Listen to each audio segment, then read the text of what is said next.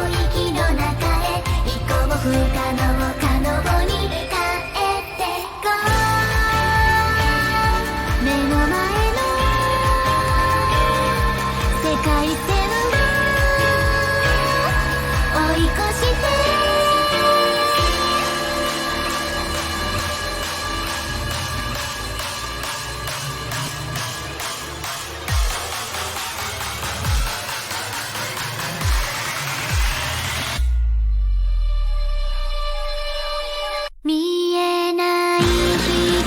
に導かれベクトルを変えてゆけ、果てない瞬間命ごとレベル上げてまっ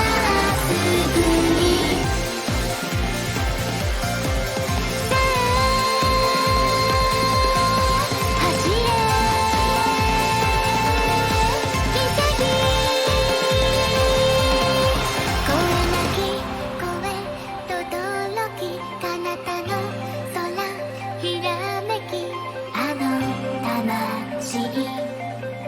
私を押す、越えてた壁、その時あまたのほらどよめき、もう新たな宇宙に散らるゴールへ